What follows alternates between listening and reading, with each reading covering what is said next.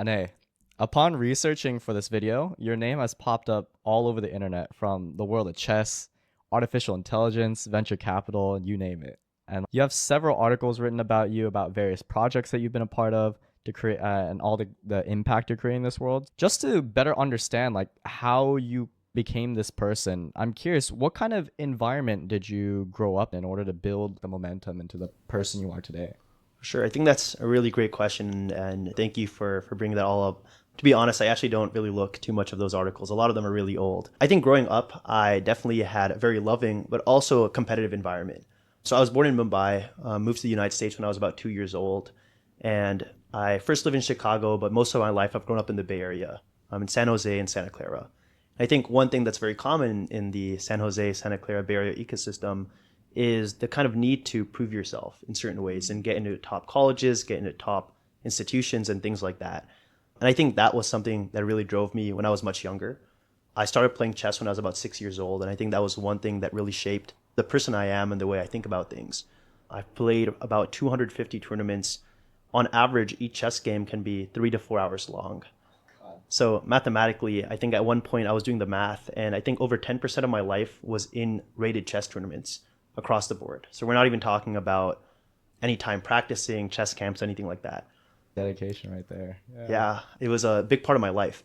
But I think chess was one thing that really anchored me to certain values growing up. And I think this also translated into my academics and other things like that. But overall, I think that would be a good synopsis of the culture I was growing up in. Right. So, what kind of drew you initially towards chess?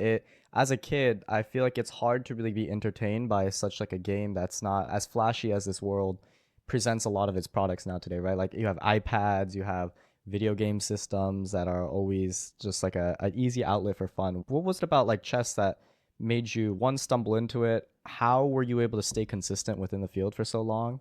Yeah, I just want to curious about those two Yeah, for questions. sure. So I first got into chess from my grandpa. I really enjoyed spending time with him. I actually didn't have too much time with him, especially when I was younger. My family was very busy. When my grandpa used to live in India, so whenever he came to the States, it was a great time to spend some time with him. And playing with him is a real reason I think I got into the game. Also with my dad, he really taught me how to move the pieces, and I really fell in love with the game very quickly, largely because it was an outlet to spend time with my dad and my grandpa. I think I really quickly started loving chess, not only for the people I got to play it with, but for the game itself. I think when I was about 6 or 7 years old, which is when I started playing, I viewed it as an outlet where I think I could think a little bit to myself. It was like a little closet where I could just go in there and really think deeply. There's almost an infinite amount of different outcomes and moves that can exist in a chessboard. I think understanding that and diving deep into that was something that was really interesting to me. So actually, for my seventh birthday, I asked my parents if I could play in my first rated chess tournament, and that was my birthday gift. And I think that's essentially how my chess journey started, and that's really how I started getting into the game. Gotcha. And I like the point you brought up about the critical thinking aspect that you picked up from the game.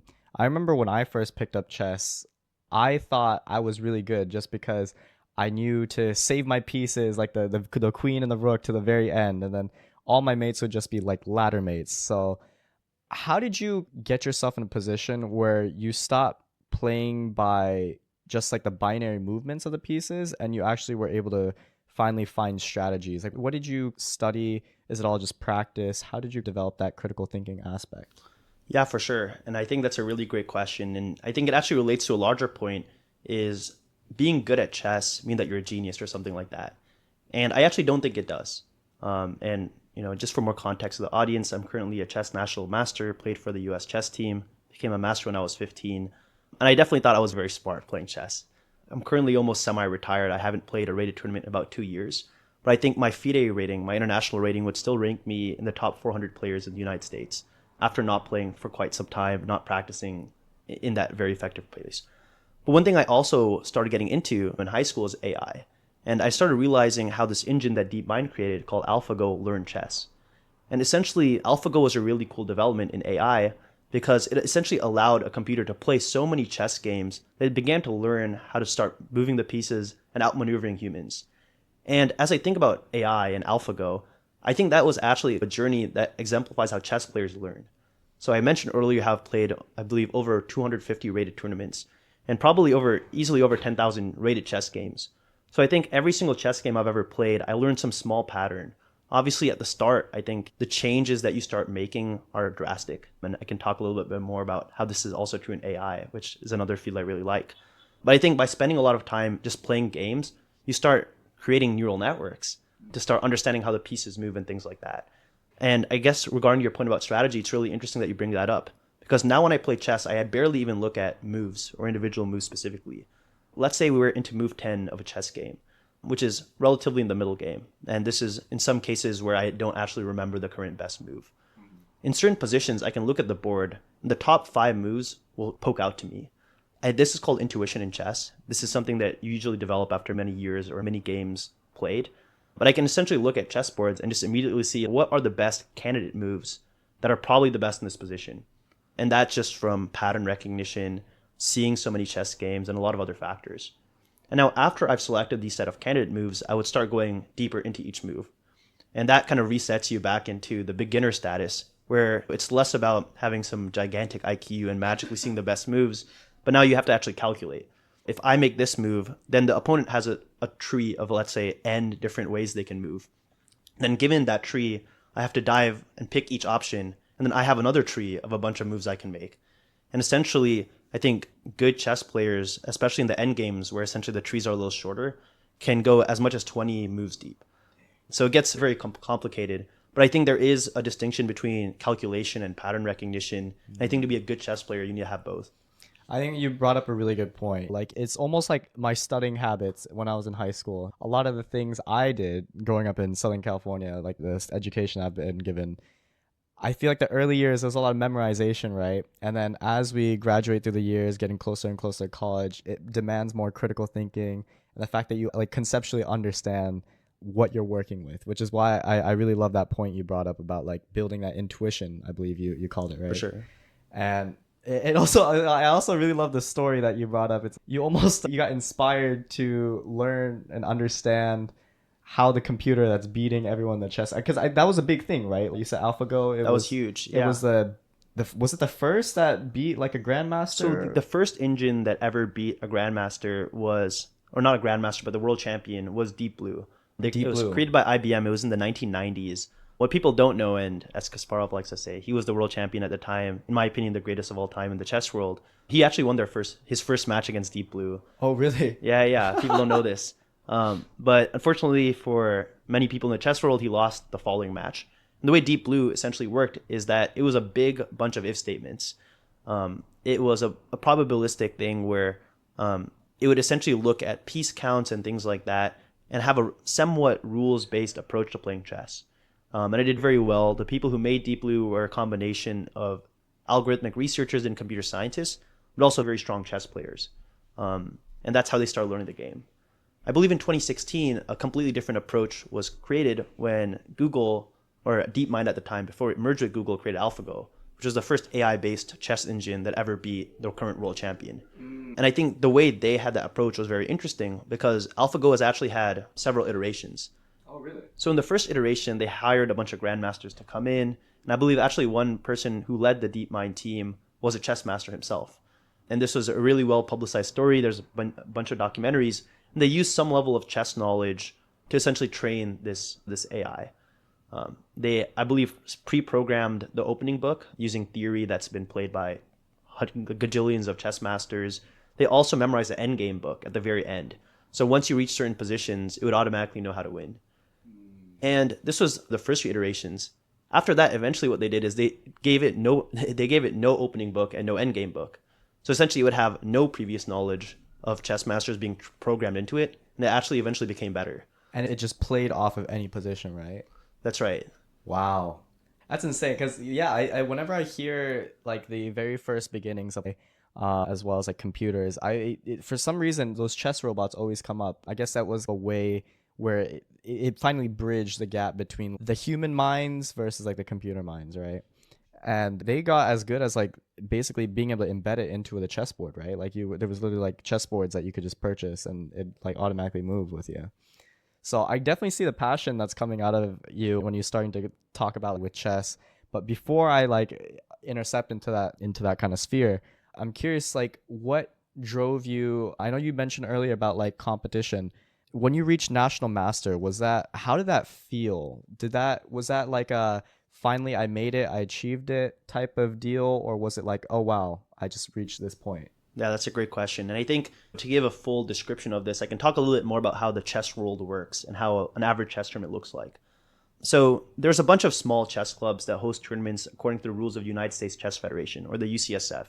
There's a bunch of small clubs that exist across the nation. The first place I started playing was in Bay Area Chess, which is a great chess group, very competitive, and oftentimes you'd be playing against people of the same age as you. And these are called scholastic chess tournaments. So if I'm 12 years old, I'm playing 12-year-old. When I'm an 8-year-old, I'm playing 8-year-olds, and things like that. And usually these sections are capped by rating. So there's under 1,200 sections, under 1,400 sections, under 1,800 sections, under 2,000, and then open, where anything goes, all ages get played. So chess tournament halls, at least a few times a year, would have California state champions, national tournaments. And generally these would be played in like a Marriott or a Hyatt entire ballroom. Wow. So at the very front, you would actually have a small stage of people in the open section. Usually these are grandmasters, the top people in the state or in the country, and they would be at one end of the hall. And it's a very long hall. Probably takes 3 minutes walking just to get from one side or the other. On the other side of the hall is essentially where the newbies are. That's where the beginner section is. That's where the under 1,000 section is. That's where you essentially get started playing chess. So I used to go to these tournaments, and I essentially started at the very back. And as I got better at chess, I moved closer and closer up to the front. And one thing I think that's very interesting about chess is one thing that I think made me a good chess player was always looking at what was ahead of me, not really looking behind me. And the reason I say this is because chess is extremely competitive. And at some point in my life, I mentioned that a non-substantial percentage of my entire lifetime was playing across a competitive chessboard. I think it was over 10% at a time. So in some cases, beating me in chess kind of felt like being better at me than life. The longest chess game I ever played was 7 hours. And you're sitting across an opponent, there's only chessboards, no phones out for cheating purposes. And again, when it's not your turn, you really don't have much to do. You don't have to think about what you're going to do. There's only a certain set of stuff you can do. But you just sit there at the board analyzing and thinking. And eventually, if you lose that game, which I did, it feels that you wasted 7 hours of your life. And not only did I lose the 7 hours of me playing, I need another 7 hours to both win another game to get back my rating where it used to be, and then I have to win another game to actually gain my rating points. So rating was a big deal in the chess community. So one thing that was always a goal of mine was to get a certain jacket that was worn by people who played for the US team. So in these large chess tournament halls, it was like having like a designer on. This was the equivalent of wearing like a big shiny gold chain. So essentially there were US team jackets that were very beautifully created, had your name on the back of it. And anyone who played for the US team, whenever they walked there, the entire tournament hall, like thousands of people would go look at them. And I think that was the goal I always wanted. And the way the US team works is that you have to hit certain ratings at certain ages. So I qualified actually, I believe, under 12 when I crossed a rating of 2050, which was expert level. I unfortunately did not hit the master level one, which is 2200. I hit national master about 1 year too late. But essentially that was my goal. And I think I essentially made it actually under 12. I think that's when I peaked in chess at the ripe age of 12 years old, before I actually became a national master. I still have my US team jacket. It's not framed because it still fits me. But yeah, I think that was the goal of playing chess, and I think I achieved that to some degree. But I think the journey and the pain that it took from going to the back of that tournament hall to all the way to the front, probably 5 to 7 years of really pushing myself to my limits. I think that was really what was interesting in my chess journey. So at what point did you decide to walk away, or are you not like completely walked away right now? You're just in a break. Yeah, at some point playing chess, I started thinking about what was I doing here. I spent many hours, many actually years of my life across a chessboard. I started thinking about why was I doing this. I think this was somewhere as I became a teenager, maybe 10 to 12. And one thing I started thinking about is love for the game, of course. I think that's one of the best reasons you can convince yourself to do something. It's a beautiful game, teaches you important skills. And I started thinking, would I have done better in school? And to be fair, I think I did pretty okay in school. So this was something that you sacrificed for over school. I think at the time, I didn't really have to make too many sacrifices academically. I was able to manage both. But I think generally speaking, one thing they talk about chess is that it teaches you very good skills. I think it definitely does. I think being able to sit on a table for 6 hours with no phones is a helpful skill in today's day and age. I think concentrating and calculating 20 moves ahead and having the mental strength to do that when you're tired and things like that is a good skill. But sometimes I wonder that if I was studying computer science at the same level of rigor, would that have been better for my life and my outcome? But at some point, I started realizing in the chess world that I actually hated losing more than I enjoyed winning. And one thing about chess is that everything was rating based, especially when you're playing for high levels. All I cared about was my rating. A large part of my life was my rating, my chess rating that essentially put me on the top 20 list in chess, the ones that would get me qualified for the US team. And when you play someone who's lower rated than you, the expectation is that you need to win. Or at least that's what I thought. So now as I understand how the ELO system works, it's actually much more complex than that. It's all about probabilities. For example, now I'm rated about 2252. If I play someone 2100, I'm not supposed to beat them 100% of the time because they're only a little bit lower rated than me. So there's a certain probability that I'm supposed to win or lose. And again, if I play Magnus Carlsen, who is, I believe, in the 2800s, I am not supposed to have a 0% chance of winning. I'm supposed to win a small but non-zero percentage of the time. But when I was playing chess, especially when I was young, I viewed it insulting to lose to anyone lower rated than me. So that was just not allowed. And there were certain players who were very known for never losing for low rated players. And I wanted to be like this. Now, on the opposite side, beating high rated players was necessary to increase your rating. And I think, again, no one goes to a chess tournament to not win rating. So if I went to a chess tournament and broke even, that would be a bad outcome. If I went to a chess tournament and only won a few points, that would not be a great outcome. That's just doing okay. So to be happy, you would have to win games and beating everyone else around you. So you take their rating points essentially. And if you lose, it's terrible. You just wasted, or what felt like wasting a whole weekend, a lot of pain and suffering. Could have been doing school, could have been doing something else. And I think that was quite interesting about chess. At some point, I realized that this was wrong, that I didn't love playing chess only for winning. And it's largely because I cared a little bit too much about rating and protecting it. So now I'm planning on playing actually a tournament in the Mechanics. It's a very famous chess club in San Francisco. And now that I don't really care that much about my rating, I think I enjoyed it a lot more. But when you are 20 points away from qualifying for the US team, now suddenly I don't know if you're playing chess for the love of the game, but rather you need to accomplish your goal. Right. It's a cycle of doubt that you reach when you end up failing. I just love because I talk with founders a lot on this podcast about the kind of the hardships that they went through and the way that you present like how you must have felt. Like when you lose, yeah, I definitely it's like me when I was playing tennis. Like yeah, I'd put in so much practice only to lose and it was like, wow, maybe is this not for me? Like why am I even doing this? Why do I even bother? And so it's really great that you bring that point up.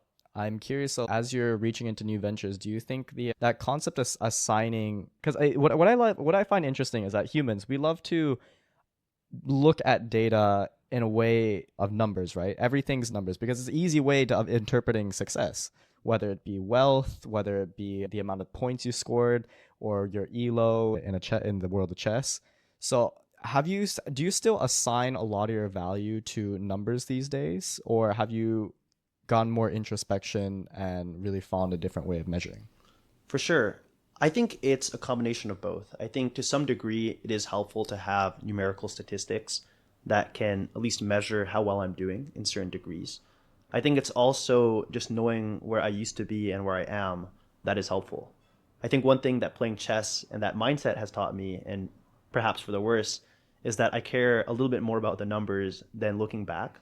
Because I think the idea, and this is perhaps a flaw of mine, but if I think about the delta where, how I used to be when I started college and where I will be when I ended college, instead of fueling me to go dive deeper and do better, I think that would leave me for some level of contentness and happiness.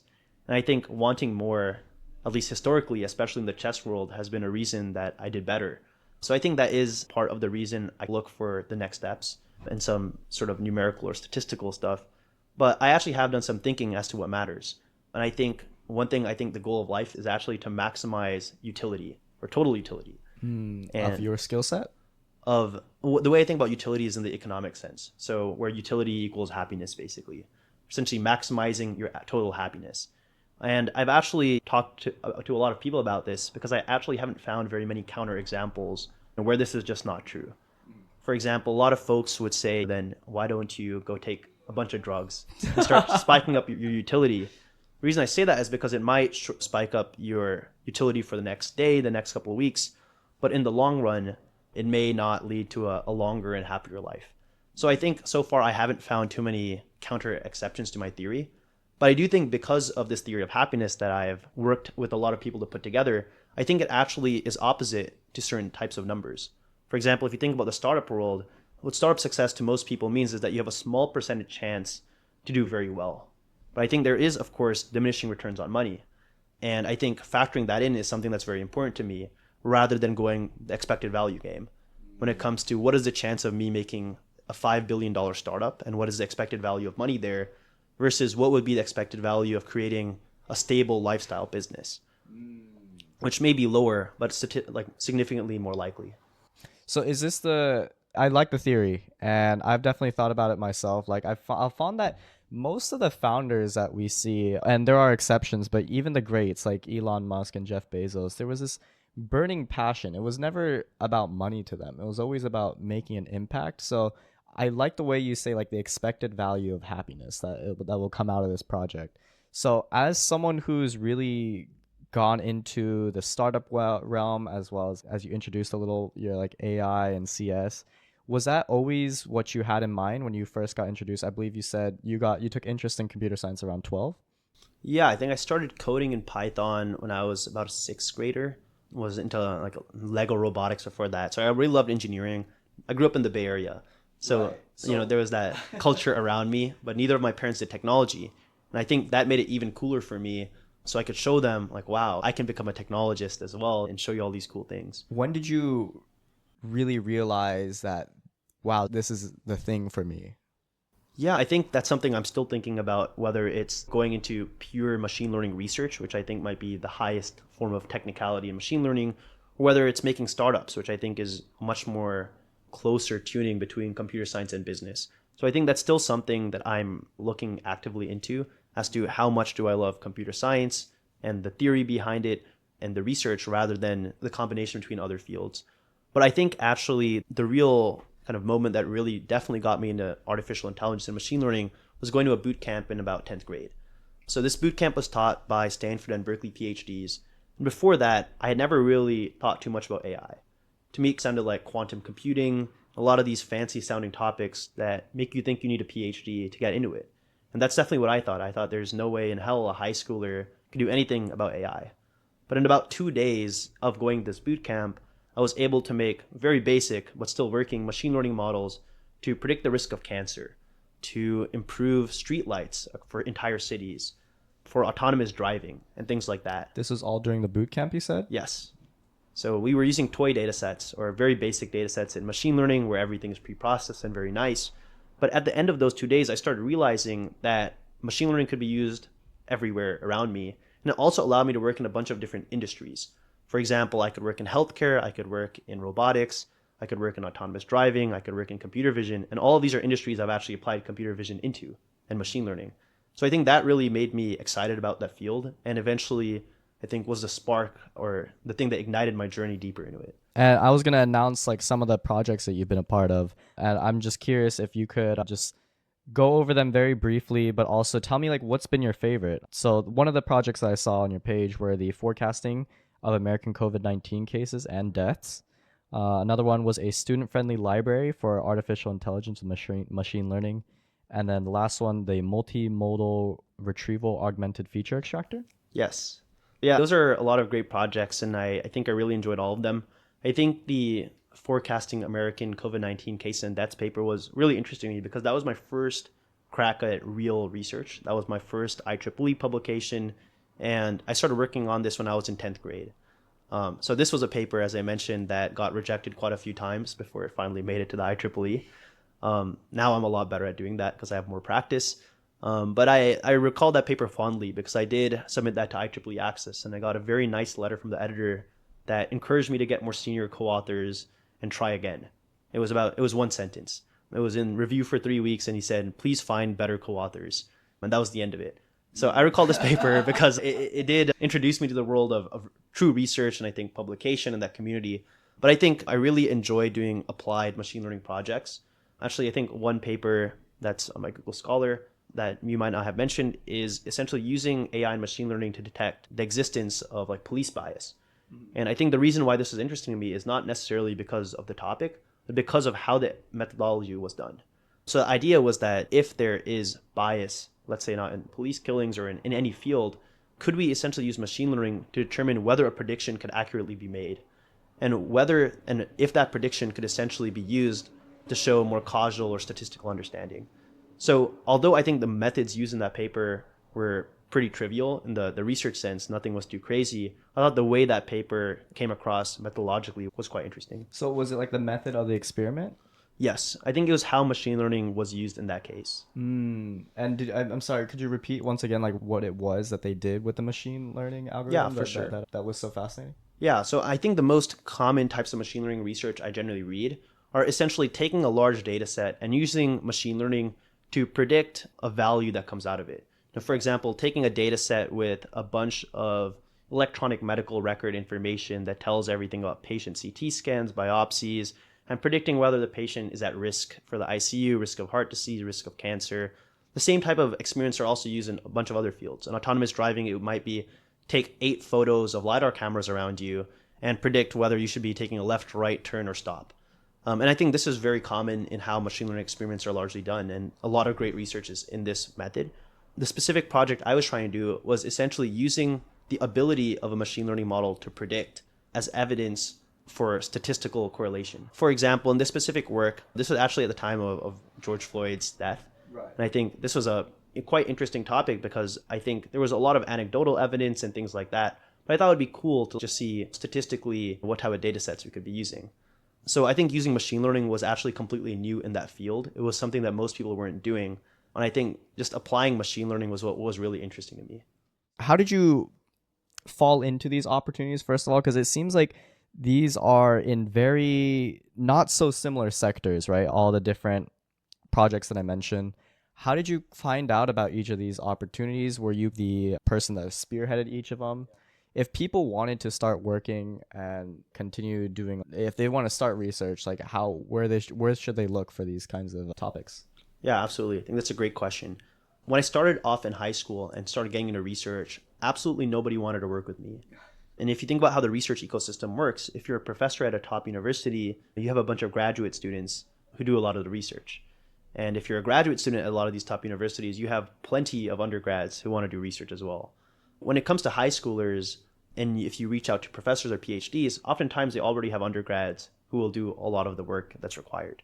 So I think one reason I was able to get these opportunities is because I used to reach out a lot. Probably sent over 200 emails before I was able to get my first internship at a university lab in 10th grade. So at the time, I definitely had to reach out. None of these opportunities really fell into me. I had to go think about what I wanted and go get it. I think one thing that also helped me get this opportunity when I was in 10th grade was my actual skill set. So I think I started getting into AI probably the first few weeks of actually being in 10th grade. And I landed my first internship or at a research lab at the end of 10th grade. And during those about 7 to 8 months, I essentially probably lost sleep because I was too busy building AI models in different data sets. And the reason I did it is not because I had to do it. It's not because of discipline or anything like that. It's because I really loved it. I thought it was super, super cool. And I think this is one of the times I nerded out where I wasn't doing it necessarily because of the impact or the ability to work in a bunch of different fields like I mentioned before, because I thought the math and the technology was just really cool. How the way loss functions works and optimizers worked was really cool. I thought differential equations and essentially how loss was getting minimized was very cool. I thought hyperparameter tuning and how you can improve neural networks after analyzing validation and overfitting was a cool technology. So I started getting into it because of that. Of course, another great part of machine learning is the pre-processing stuff, the stuff a lot of people don't like to do. But I thought it was really cool. And essentially, how can you translate text to numbers that computers can understand? How can you translate audio to numbers to things that computers can understand? So by the time I started reaching out to university labs, I think my knowledge of the space was actually far above high school level. So when I had the opportunity to talk to these professors about their projects and things I'd like to help them on, I was actually able to help them on stuff. I think it became a fair value trade where they would meet me maybe once every couple of weeks. They would tell me what to do, and in 2 weeks' time, I would actually have it done fully. And I think this is what really helped me get my first opportunity. I think there was somewhat of a snowball effect that after I had my first research internship, getting another was less hard because I could point back to the work I did in my first one.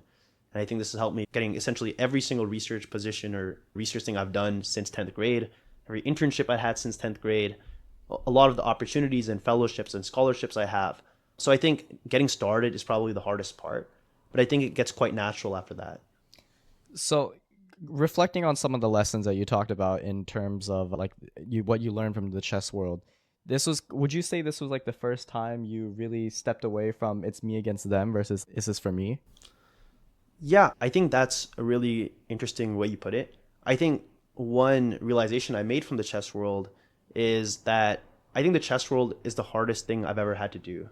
And I hope it is the hardest thing I will ever have to do. So you're Because telling me all these computers, all this programming, understanding like how to create these for things, sure, and chess was still the hardest for you? I think chess was the hardest. I think in a 5 hour game, I think on the fourth hour when my brain is completely numb and you're staring into a chessboard looking 20 moves deep, knowing that my life depends on it. And at least that's what it felt like at the time. I think that was the hardest thing I've had to do when it came to single brain capacity.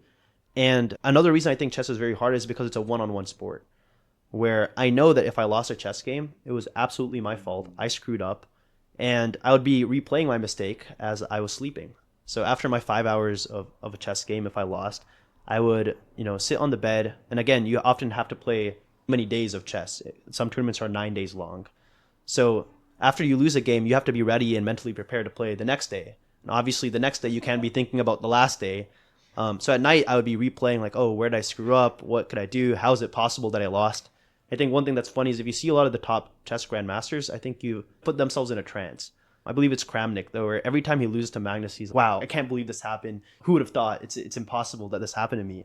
And in a sense, I think if I was back in that format, that mind frame, if I played Magnus tomorrow, I would go in there expecting to win.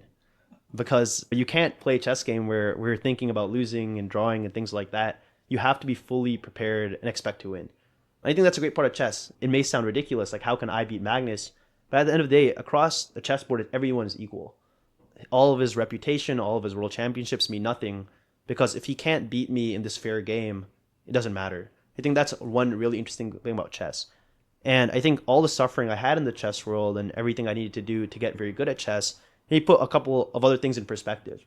Where I started becoming confident that if I put even maybe 1/10 of the hours I put into chess across my lifetime, to be fair, I put a lot of hours in there. There was absolutely no way I couldn't be as good as AI as, let's say, PhDs or things like that if I had the same amount of time as I put in chess. So I think chess was like a backbone of confidence where essentially if I hit any walls or anything like that, I would just know that because I had trained so hard in chess and because I suffered so much, this next challenge was definitely possible. I think the way you presented the optimism that you more or less have to have when it comes to being not only like a mental athlete like you are in chess or like an athlete in general. One of the first things that I was taught when I was breaking into the world of sales was it's a numbers game. It's proven that our system works. You need to go into pitching people thinking, what I'm gonna get it, I'm gonna get it. Is it gonna be you? Is it gonna be you? Is it gonna be you? Rather than asking yourself, I'm not gonna get it, I'm not gonna get it. Like it's about like how you present yourself, what kind of mindset you're in, so that you're able to perform all the time, like that positive mindset, right? So you have been doing. I also love the point about understanding the value of your time. The way you said that if I really put my mind to this, the same way I did this, I would have been reached this position. So has that echoed throughout like most of your actions? I know we still haven't touched too deep into it, knowing how you've achieved a really high status in chess, you've gone to a lot of research with computer science, you've broken into a venture capital, which is a prestigious space that not a lot of college students are trying to get into as of it. But and on top of that, you're starting your own new business ventures. I know we haven't brought that up, but I guess what I'm trying to say is like, how have you reflected how can you verbalize that importance of time to the audience to really have them understand that you can do like what you put your mind to? I Yeah, hope that kind of makes absolutely. sense. I think I know what you're trying to get at. I think it's absolutely extremely important. And I think the first thing I even think about before what I spend my time on is what do I even want? I think this is a question in a lot of, not even college students, but a lot of people don't generally think about. And to me, it's actually quite very shocking when I asked people about their majors, I don't usually ask that to freshmen because I think freshmen at Berkeley often have very similar conversations. There's a couple things that everyone asks: what's your major, your hometown, what are you doing, what clubs are you in? And I think in many cases those aren't the important questions to me. I think what I'm most interested in is what do you want to do? What are you trying to achieve in life, or what are you trying to achieve in the short run? And I think the reason this is very important to me is because I think figuring out what you want is very difficult in many cases. And what I mean by that is not figuring out like, hey, I want to be a billionaire. But if you do want to be a billionaire, what are the actions you want to take to go achieve that? And I think this goes back a little bit, and not to get too mathematical, into the expected value of happiness. Where if you do want to become a billionaire, there's quite a lot of ways you can do it. I think if you go to Berkeley or Stanford, a lot of these tech startup ecosystems, one of the highest EV ways of being a billionaire could be a startup. And I think one question, again, if you go down that mind frame, is that how happy, what is the EV trade-off of being a billionaire or being an unemployed failed startup founder? Because that is also the option. That is a likely, I wouldn't say likely option. It is a possible option if you go down that path. And if that is what you want to do, I would recommend not doing internships. I would recommend not being part of school clubs. I would recommend going out there and trying to making your $1 billion company. Because statistically speaking, it takes even the best founders who do succeed 5 to 7 years to go IPO. And this is actually what the VC firms are looking for. So if that was your goal in life and you were 100% sure of it, why are you not taking the actions to go do it? And I think the reason is, of course, there's a huge amount of risk doing that. And I think that goes back to the expected value trade-off, where it may be better for your aggregate happiness to work a high-paying, respected job like being a consultant, a PM, a software engineer, than potentially dropping out and trying to go do that. But I think this was just an example of the way I think about expected value when it comes not to money, but actually to happiness. But generally speaking, I think the first thing I'm thinking about is what do I actually want to achieve and why do I want to achieve it? Imagine what it would be like if I did achieve it. Is that what I want? Is that what I not want? And after figuring out what I want, what is the best steps I can do to take me there? I think especially at a school like Berkeley, where there's strong culture around us. For example, there's a lot of club culture, a lot of startup culture. When Jensen Huang pulls up to Chow, everyone wants to go see it. The real question I think people should be asking is like, why do you want to do that? Why are you joining clubs? Why are you taking these classes? Why are you doing this major? And I think by thinking about that, you can start saving tons of time, and you can start realizing what you can allocate that time for to help get you to achieve what you actually want. Bigger dreams require bigger actions, right? I love the way you presented that. I think that's a perfect segue for me to ask you. You are a part of a very prestigious program here at Berkeley, the Management, Entrepreneurship, and Technology program, which is dual degree, and you're also taking on a conventionally hard degree, which is EECS, as well as business. So with the big time commitment that is demanded of you, why are you still in school? After understanding your capabilities, you've shown enough proof to yourself that, hey, I've become a grandmaster. I've done these research papers. National I have master, the skill. but National yeah. master, right? Oops. No, you're good. But why would you still stay in college when you've proven to yourself that you're capable of so much? I think that's a great question. I think a lot of folks who are interested in startups and very proudly say that they're 100% going to make a startup after graduating, I think they should be asking themselves that question. The reason I am still in school is because I think that having a degree from Berkeley has a lot of value. I'm not sure if you know this, but I am actually now a triple major in EECS, Applied Mathematics, and Business. And although I think applied math is interesting, I would probably not be doing it only for the love of learning about Lagrangian theorems. A large reason why I think it's valuable to go to school and get my degree is because 40 years down the line, I think there will be value in being a Cal alumni. I think whenever you meet anyone else from Cal, it is a quick conversation starter, and I think there will be value there. I think the compounding value of that for the next however many years I live will be worth me staying in school right now. I also think, and this is ridiculous, that for my future children, this will be a good example for them to make them try hard in school. I think it's a little more difficult for me to get them to try if I dropped out. That's an aside, but it is non-negligible, I'd say. And I think overall, I'm still able to make the time to do what I like, despite being a triple major. Now, I think getting back to your point as to why I'm still in school, if I had a 4.0 GPA and I took the actions required to get that 4.0 GPA, I think that would be a very different case. As of right now, I do not have a 4.0 GPA. And generally speaking, I only go to the classes I really care for.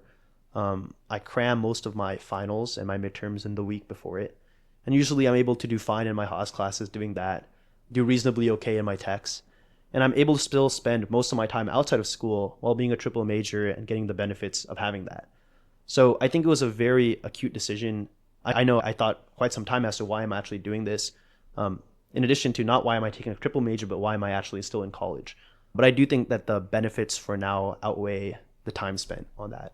And I feel like a lot of the ambitious students on campus would look at this in a different lens. They would say that, why am I here at Berkeley? I should have gone to Stanford. I should have gone to an Ivy League. What would you say to those people? I absolutely love my experience at Berkeley, and there's no other place I'd rather be than here. And in a way, I think saying that you don't want to go to Berkeley, especially if you are a student here, and I know many folks wish they were at Stanford or any other school, the way I think about it is that I really love my life now. I love all of my friends. I'm very blessed to have a great community around me. And if I was anywhere else, I wouldn't have that community, and I wouldn't have the same friends I do. I wouldn't have the same things I've been able to have that Berkeley essentially gave me. So if I'm happy with my life right now and I'm glad that I have all these experiences, why would I want to switch? I also think, and this is another interesting approach, that for every single time a student says that they wish they were at Stanford or any other school, they are actually decreasing Berkeley's brand. For example, if 100% of Berkeley students said that they loved UC Berkeley, it would make other students love UC Berkeley too. I mean, especially if you look at the MET program, which I know that you're very aware of as well. Oftentimes you do have cross admits at schools like Stanford and Harvard and Dartmouth and MIT. And I think if 100% of MET students said that they love Berkeley MET and there's absolutely no school that they would consider over it, public consensus would say that MET is the single best program in the world. So I think in addition to the fact that I personally love my experience here at Berkeley and in the MET program, in addition with the fact that I think I'm being a good representative of the school and the program by saying I love it, which is true, I think these are great reasons why if you are a Berkeley student and are having a good time here, to not complain about other schools. UC Berkeley, you heard it from there. That's Go your next Bears. marketing campaign. Ask everyone you can to start becoming a UGC creator for the experience of Berkeley. Oh man, I love that. But we've talked about your journey from chess. You've talked about your journey into computer science. I want to talk about like your journey into becoming a founder, but before that, I think we have to talk about like your journey into venture capital. What got you interested in the space? What got you interested in space? Yeah, I think I'll start with that. Yeah, I think growing up in the Bay Area and seeing the type of media I was presented with, I think anyone would love to get into the venture capital space. I think one movie that was very important to me was The Social Network. And actually, this is very important to the type of business I currently run as well, and we can get into that eventually. But I think my first understanding of venture capitalists was when I saw Sean Parker show up in The Social Network, and he told Mark and Eduardo to not call his company The Facebook, but rather just call it Facebook. It's cleaner. And then he left after paying for the bill. Everyone knew him at the restaurant. Spent 30 minutes there, left immediately, made billions, I think maybe now even trillions of dollars of impact. That was what I believe venture capital was. And imagine if you got to see DoorDash 12 years before everyone else saw it. You saw Facebook 12 years before everyone else saw it, and Google and Microsoft and Apple. And I think this is what allured me into the field of venture capital, in addition to every single headline that Sequoia and Andreessen Horowitz and all these top firms make. So I think venture capital was always interesting to me, largely because of my perception of it from media, because of the money involved that's getting thrown around there, and I think the kind of elite culture that's associated with it. Now, getting into venture capital and working at a couple firms, I think I have different opinions of the field, even though I still love it. But I do think it was a very interesting contrast. So I know you mentioned earlier that you got opportunities by reaching out to people. Is that the same way you got into venture capital? Yeah, so this is slightly different. I applied through a normal program. So this was not a crazy LinkedIn cold outreach or networking type event. So I applied to Pair VC's Venture Fellow program during my freshman year. And generally, when you think about these programs, I think it's beneficial to think about what the other party wants from it. So why is Pair VC or Contrary or Dorm Room Fund or any of the student VC funds that have communities around campus, why are they doing this? And I think to me, it was quite clear is that they wanted people who could help them do sourcing and find the best founders in Berkeley. And that's exactly what I told them I'd do. So generally speaking, in applications, I think folks talk about their AI experience and their startup experience. And I did mention all of these things. I told them that I was working at Berkeley AI Research. I would help source the next unicorns that came out of Bear or Berkeley AI Research. And I showed them examples of previous companies that are worth a lot of money now that came out. And I tell them I'll find every single one. I think one interesting part of my interview, I was talking to Udit Jain, who was the former co-founder of SnackPass, and he was doing the final round interview. And he asked me, how many hours can I commit this? And generally speaking, on the Pair application, I think it recommends anywhere from 5 to 10 hours. I think most folks would say anywhere from 2 to 7 to 15. I told him that I would not sleep the previous night if you wanted something from me. I said, whatever you want, I'll make it happen. I don't care about the time. Just tell me what you need, I'll do it. And I think that was it. I think that was the moment I became a Pair fellow. And to me, I think it's also disrespectful to the firm if I was a freshman who basically knew nothing and said that I will only work for 2.5 hours this week, every single week. If you need anything more, I'm sorry, I'm off on my own. I think what Pair did for me was extremely invaluable. There's a lot of startup events that are around Berkeley and around San Francisco. And generally, if you're not a founder or investor, it's a little questionable, or I think it's a little harder to network and talk to people because there is an underlying question as to why you were there. For me, it was easy. Once you're a Pair fellow, I'm here to look at companies. I'm with Pair. You wave the beautiful Pair logo at people's face, and now everyone wants to be your friend. So I think Pair allowed me to do that. I think working with our partners and sending them a lot of deals taught me a lot about what are good companies, bad companies, good founders, not so good founders. And overall, I think that was a really beneficial experience. But I do think the large reason I was able to get that as a freshman, which is quite rare, was because I very clearly showed that I was willing to work. I had another person who was pretty familiar in the venture capital space, Alvin Chow. He was talking about how he had to work his way up throughout the organization in order to be where he is today. So I want to hear from you, who's had a different experience as him in the venture capital realm. What does working your ass off mean? I know you talked about like how you made a resolve with the company and said, if you need anything from me, I'm there. What does that kind of look like? What does the work actually look like for that? Yeah, that's a great question because after I made that commitment, they basically asked not very much from me. For most of the, and I think this is largely how the student communities at venture firms work, where it is generally a low commitment thing that students put on their resumes, and I did on mine. And you can use this and leverage it for other startup opportunities and meeting a lot of great people. I think that's generally what most fellowship programs eventually end up as. One thing I quickly realized, and I think this was the idea about thinking about what do I want in life and where does my path currently lead me, is that what happens after I graduate? Currently, I'm a venture fellow at Pair. Do I want to work at Pair after I graduate? Do I want to be a VC at all? Because if I didn't want to be a VC, it doesn't make sense for me to continue doing this. And it absolutely made sense to work at Pair because it was relatively light time commitment. I could talk to a lot of great founders. Very fortunately, a lot of my friends happen to be great founders, so I could do work and have fun at the same time. And overall, I thought it was an absolutely great experience. But I think one thing that allowed me to gain more out of the Pair Fellowship program than most is because I actively sourced deals. I know that during my freshman semester at Pair, I think I met at least 40 companies and I sent their decks to the person I work with. And I explained why I thought this was good and why I thought this was bad. And I think that's the only way you learn what are good deals and what are bad deals. One thing I think is very funny, and I hope this doesn't offend anyone, but in a certain prestigious program in Berkeley, they have an entrepreneurship recruiting fair where freshmen essentially try to figure out what company is best to get their internships at the company. And what you'd find is that the students are trying to figure out which company is going to make it. All of these are pre-seed and seed companies. Now, which one of these companies is going to be the next DoorDash? And what they do is they go ask the founder a couple of questions, and they're like, wow, sounds like they know a lot. This is the winner. And I think this is quite funny because even the venture firms don't know who's going to be the winner. And we have a lot more than 2 questions. I have the revenue, founder background, everything, numbers, custom, like everything. And venture firms don't even know. So the chance of a Berkeley freshman who has no idea what a good startup is and a bad startup is because they haven't seen more than 5 companies in depth, figuring out where they should do their internship after asking these startup founders a couple of questions, I thought was funny. But overall, I think I started learning what companies are more likely to succeed and what companies are less likely to succeed because I essentially started seeing so many companies and showing them to people who actually had made investments in billion-dollar companies, essentially seeing what were they looking for. And I think I started to develop a little bit, not at least a little bit more of an insight onto what certain venture firms thought were good founders and why they thought these were good deals, why they thought industries and sectors were interesting.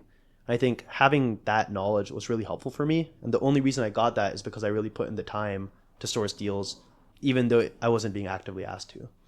And so now I'm assuming, seeing what it's like from the investor side, you've definitely figured out how you want to run your own project right now, right? Let's talk about your current like startup. Like what were the challenges that you faced? I feel like in today's day and age, everyone wants to be a founder, right? So I'm sure you were one of those people, but soon people realized like how hard it was. What was your mindset going into starting your own business? For sure. I think that's a very interesting question. And one thing I'd like to quickly point out is that I don't believe I own a startup. For the last 1.5 years, I think I do own a business. I've been running and operating a business. And although if you were to look up on the dictionary, what's the difference between a startup and a business, and you'd see that they look alike, I think to a lot of folks, especially in the startup and business world, they have two completely separate meanings and a lot of jargon and insight that comes along with that. So for example, the distinction I'm making is that when people think about startups, we're talking largely technology, things that can scale very quickly, things that can get venture capital backing, raise incredible rounds and things like that. I think when I talk about business, I'm talking about stable, recurring, maybe non-recurring or revenue, profitability, margin, things that are closer to what private equity firms would be buying and selling. So I currently run and operate a business. It's been about 1.5 years since we started. We recently hit 7 figures in revenue, which I'm very happy about. But overall, it's a completely different space where, even if I went to a private equity firm, they wouldn't buy me for the same valuations that pre-seed companies would get, with no revenue, basically no idea, no traction, no nothing. I think these are two very different spaces. And I think if you go back to the expected value game, the idea about these venture backable startups, or the startups and not the businesses, is that they can IPO for billions of dollars in 5 to 7 years, because that's what VC firms want. That's why VCs invest in companies, because they believe that there's a non-negligible chance that they can be worth many billion dollars. And in many cases, when you run types of companies, you make certain decisions that don't involve you paying yourself all the profits. For example, if you have $500,000 a year in annual recurring revenue, if you go down the VC model, you'd be expected to hire sales engineers, you'd be expected to hire research scientists to continue growing and scaling your product and eventually raising a Series A or another round. And you repeat this process enough times and eventually you IPO. And that's how largely the startup game is played. Of course, this is a large generalization. There's a lot of different ways you can do this. But that's generally how startups work. I think when I think about business, it's very different. If I had $500,000 in recurrent in revenue or profit, let's say, a lot of it would be just going to my bank account, and the rest of it might be reinvested in the business. It might be used to buy similar types of companies and do roll-ups. Might be doing acquisitions. It might be hiring a CEO to replace me, so I don't need to have to think about it. But because of the difference between startups and businesses, because of the valuations of both, I do think it's really important, especially in very startup-y communities like Berkeley and Stanford and this type of ecosystem, to separate out the difference. Right. So in the way you describe it as a business, would you say it was more, which lens do you approach it with? Do you approach it with, I want to solve as many people's problems as possible? Or would you say you were more, how can I make as much profit as possible? I think one great thing about capitalism, and I know this is very debatable, is that in certain cases, they both are very similar. Where if someone is buying my product and increasing my revenue, it means that I'm at least giving them enough value such that they're getting more value than they pay for. Otherwise, they wouldn't do that transaction. So in certain cases, I think by having high amounts of revenue, I'm making relatively large amounts of impact. I think that's a great thing about capitalism. And what I mean by that is that by finding ways of increasing my revenue and scaling my business, I think I'm also satisfying more customers and solving their larger problems. I think there's different philosophies as to do which. When I am thinking as a CEO with the intention of growing my business, to be honest, I am definitely thinking about my revenue. How can I scale my revenue? How can I increase it? What is the trajectory of it? How can I improve my distribution? How can I do mergers or partnerships that increases it? And by doing that, we definitely are helping our clients. So what going back to my earlier question, I was curious, what were the hardest things about this hustle for you? Yeah, I think the single hardest thing I've realized, especially at, prestigious institution like Berkeley, is I think the hardest part of starting was actually realizing that it was an option. I talked about the expected value of business and startups, and potentially one reason why it may be better to not go into the high EV game of startups is because you could be happier making a very steady stream amount of money after graduation with a job. And in many cases, I actually don't think this is fully true, because I do think it's very possible to increase your likelihood of success through business, especially if you use your 4 years at Berkeley to do. So when I first started my company, I think the single hardest part at that time was realizing like, wow, I can make a company. I should do this. And when we started doing close some very large partnerships with, I'd say, mid-sized or even large companies. And at the time, I felt like a drug dealer. We were doing small transaction volume for very high amounts. And I actually thought this is what Walter White felt like. So it funded a couple trips to Europe with my good friends and co-founders. And that's what I viewed it as. I thought it was like drug dealer money, have fun during college, like a side hustle. And I started realizing that I didn't need to view it as a side hustle. It could be my main hustle. And that's eventually what it became. And instead of being happy for a couple of months of a very good business, I thought, how can I multiply this by 12? How can I do this the full year round? Not only can I do it full year round, how can I increase it year after year? So right now I'm about year 1.5. So long way to go.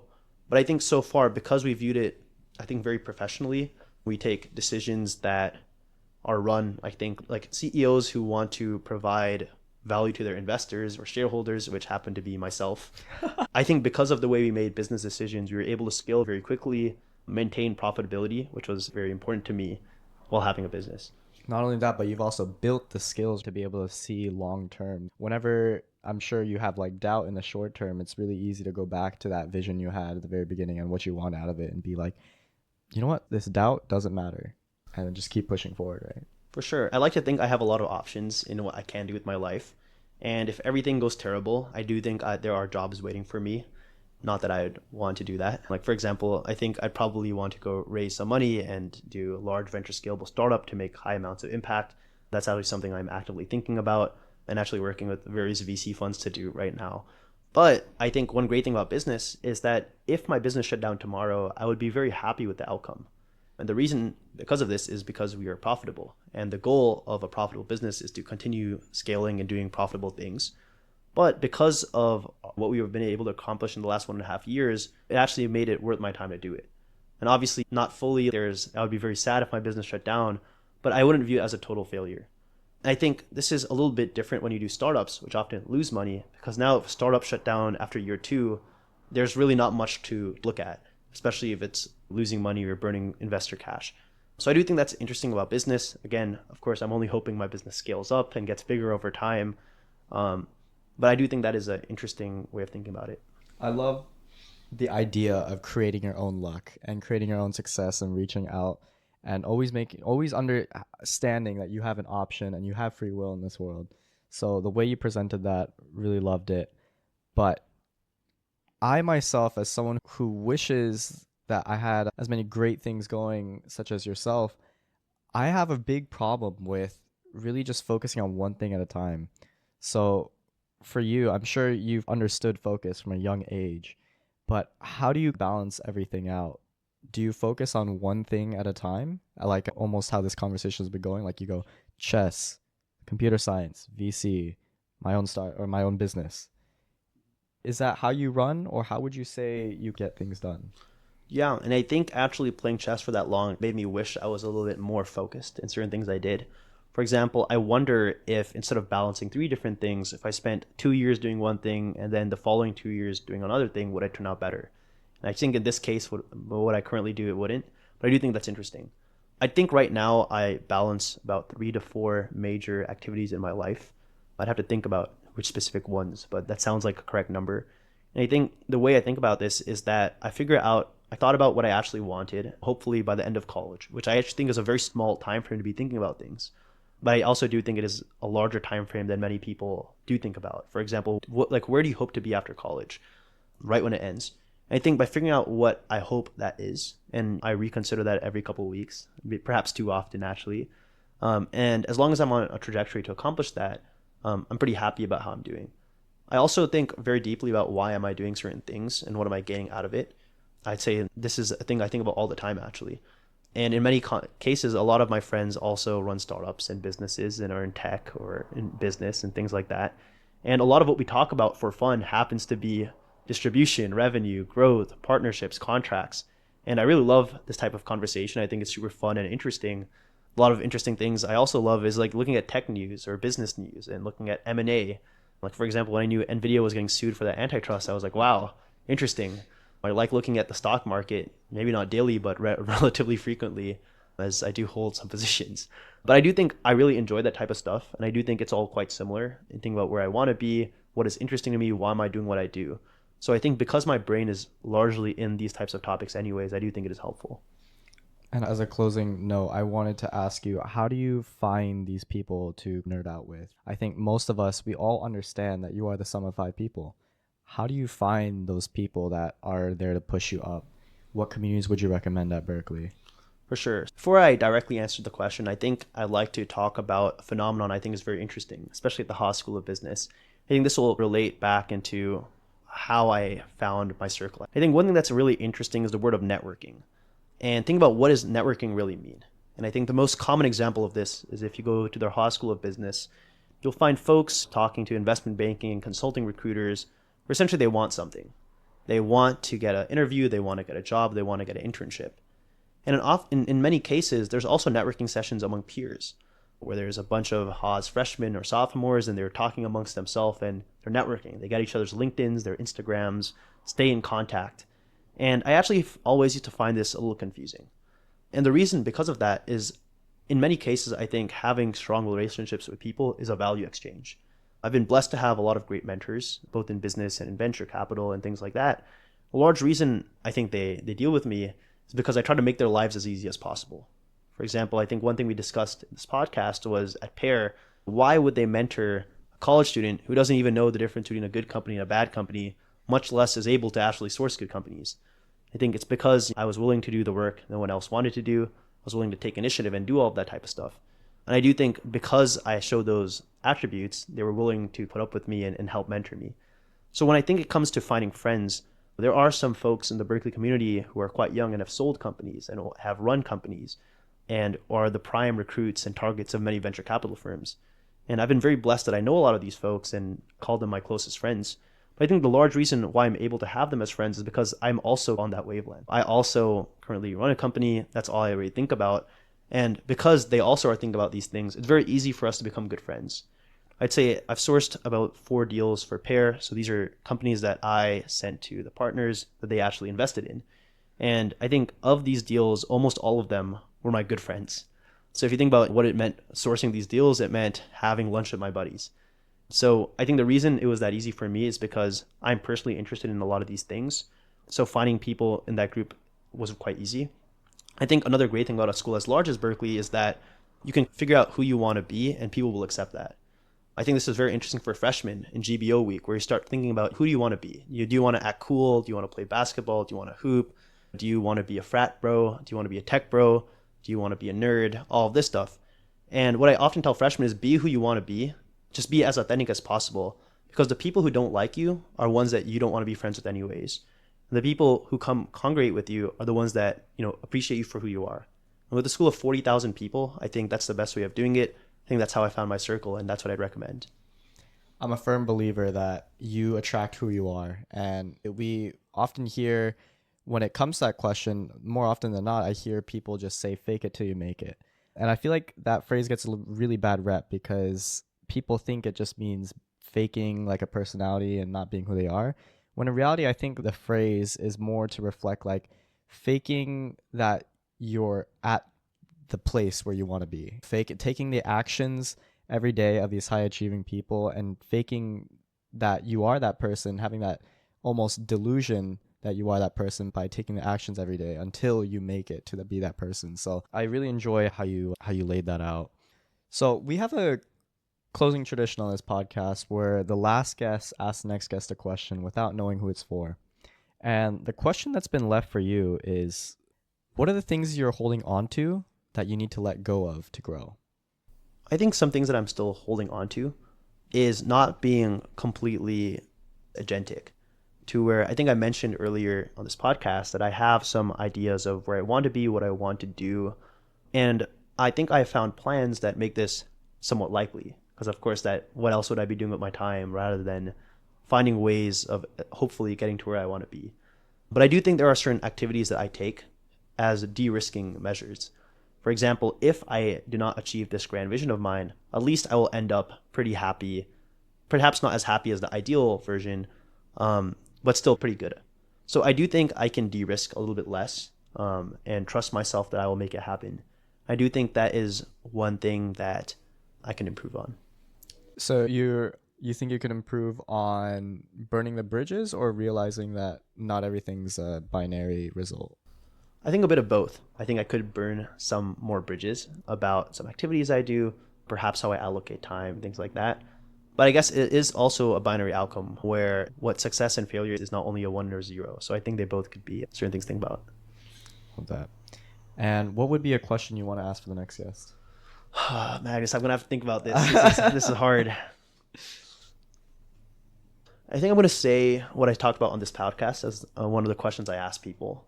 But who are you trying to be and what are you trying to do before you graduate college? Okay. Yeah. Anaiy, it's been a pleasure talking with you today. I really appreciate you sharing your journey with me. I'm sure a lot of people who are unsure about what they do or unsure about taking their next steps can really take a lot out of your page. From everything you talked about, from just reaching out to people, not having that fear, to also just taking action immediately. Really enjoyed the conversation. Thank you so much for hopping on today. Of course. Thanks for having me, Magnus. It was a good time.